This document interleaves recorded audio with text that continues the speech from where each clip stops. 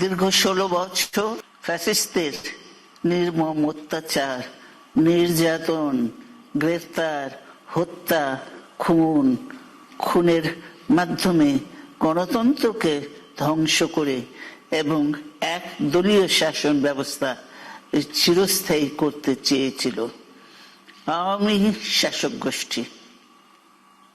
ছাত্র জনতার সম্মিলিত অভ্যুত্থানের মধ্য দিয়ে ফ্যাসিবাদদের পতন ঘটেছে, সুযোগ সৃষ্টি হয়েছে নতুন করে বাংলাদেশকে গড়বার।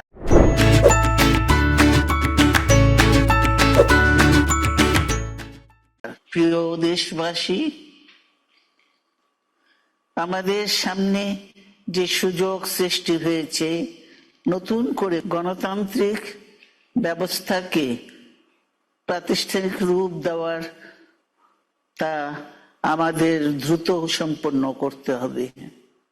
কর্মসংস্থান সৃষ্টি করতে হবে, জনগণের নিরাপত্তা নিশ্চিত করতে হবে, সর্বোপরি বাংলাদেশের স্বাধীনতা সার্বভৌমত্বকে রক্ষা করতে হবে যে কোনো মূল্যে। বীরের এই রক্তস্রোত, মায়ের অশ্রুধারা যেন বৃথা না যায় তা নিশ্চিত করতে হবে। ঐক্য বজায় রাখতে হবে। আসুন আমরা সবাই মিলে শহীদ জিয়ার স্বপ্নকে বাস্তবায়িত করি কোটি মানুষের নতুন বাংলাদেশের নির্মাণের স্বপ্নকে।